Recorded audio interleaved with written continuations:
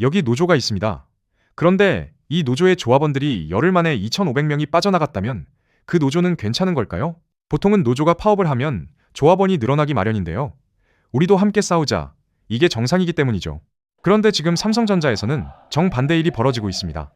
파업을 코앞에 두고 조합원들이 줄줄이 노조를 떠나고 있는 겁니다. 왜 이런 일이 일어나는 걸까요? 그리고 한국 대기업 노조가 직면한 근본적인 모순에 대해 살펴보겠습니다. 지난달 23일부터 이달 2일까지 단 열흘 동안 삼성전자 초기업 노조에서 2,500명이 탈퇴 신청을 했습니다. 하루 100건도 안 되던 탈퇴가 28일에는 500건, 29일에는 1000건을 돌파했어요. 이게 무슨 의미냐? 조합원들 사이에서 무언가가 폭발했다는 뜻입니다. 이유는 명확합니다. 노조가 반도체 부문, 그러니까 DS 부문, 직원들의 이익만 챙긴다는 거예요. 숫자로 보겠습니다. 삼성전자 초기업 노조 조합원의 약 80%가 DS 소속입니다. 가전, TV, 모바일을 만드는 DX 부문은 소수파예요. 그런데 이 두 부문, 지금 처지가 정반대입니다. DS는 반도체 초호황으로 역대급 실적을 내고 있어요. 그래서 수억 원대 성과급 달라 이러고 있죠. 반면 DX는 어떤가? 메모리 가격이 올라가니까 부품값 부담이 커져서 1분기 영업이익이 1년 전보다 36%나 폭락했습니다. 쉽게 말하면 이런 겁니다. 반도체 값이 오르면 DS는 돈을 벌고 DX는 손해를 봅니다. 그런데 이 둘이 한 노조에 묶여서 다수파인 DS가 다 같이 성과급 더 받자며 파업을 끌고 가는 거예요. DX 직원 입장에서 보세요. 내부선은 적자인데 같은 노조 동료들이 파업해서 회사 손실 더 키우고 그 결과로 가져갈 성과급은 자기들이 더 많이 받습니다. 이게 연대일까요? 아님 약탈일까요? 더 충격적인 건 노조 내부에서 오간 말들입니다. 삼성 직원만 가입할 수 있는 블라인드 앱에서 DS 소속으로 추정되는 조합원이 이렇게 썼습니다. DX 전원이 나가도 DS만으로 과반 유지. 또 다른 사람은 DX가 전체 탈퇴해도 파업에 아무 영향 없다. 여러분, 이게 노조원들이 같은 회사 동료에게 할 수 있는 말입니까? 노조의 본질은 약자들이 모여서 함께 목소리를 내는 것입니다.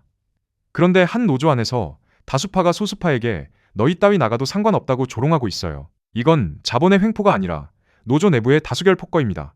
DX 조합원들이 직접 증언합니다. 노조가 우리를 등 떠밀어 내보내고 있다. 노조 안건과 소식을 DS에만 공유하고 텔레그램 방에서 DX 조롱을 방치하고 조장한다. 주변에 노조 가입 동력까지 있는데 이번에 탈퇴한다. 가장 인상적인 말은 이거였어요.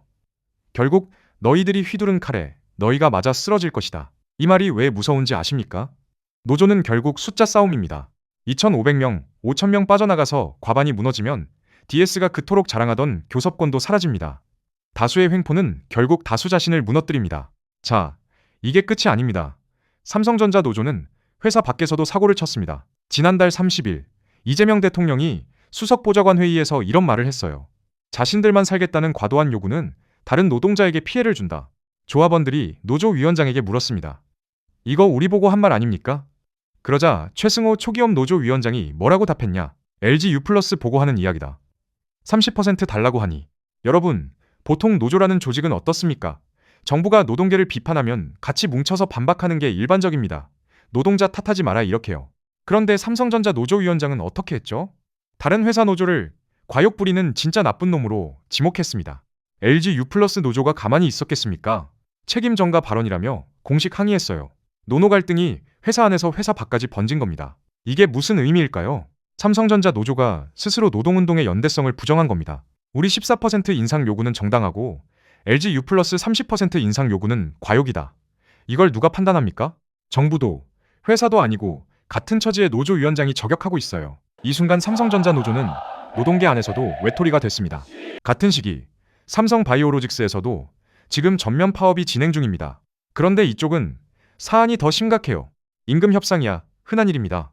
노조는 14% 인상, 경력금 3천만 원, 회사는 6.2% 인상, 일시금 600만 원. 격차가 크긴 해도 어쨌든 협상 가능한 영역입니다.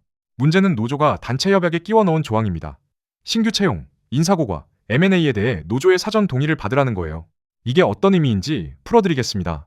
회사가 누구를 뽑을지, 직원 평가를 어떻게 매길지, 다른 회사를 인수할지 말지를 노조 허락 없이 결정하지 말라는 뜻입니다. 한국 대법원은 이런 인사 경영권을 원칙적으로 사용자의 고유 권한으로 봅니다.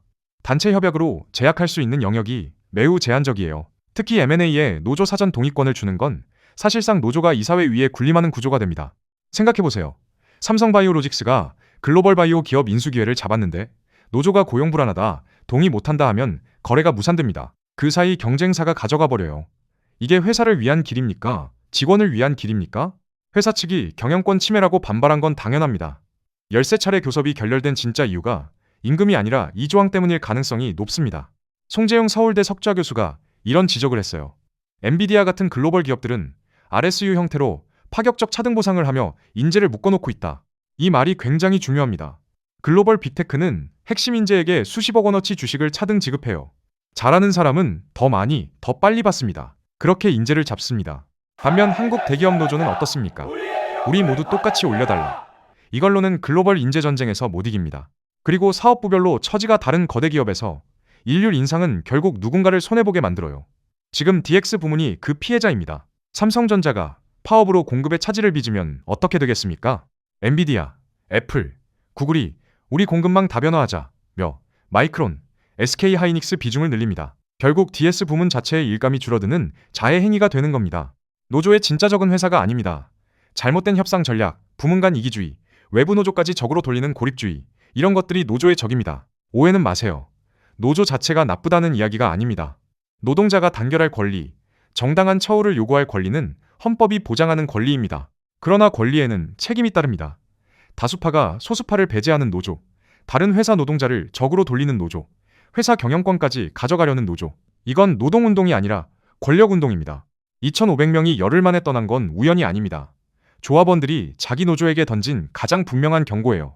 당신들, 우리를 대표하지 않는다. 이 경고를 무시하면 정말로 그 칼은 자기 자신에게 돌아올 겁니다. 오늘 영상이 도움이 되셨다면 구독과 좋아요 부탁드립니다. 다음 영상에서 뵙겠습니다.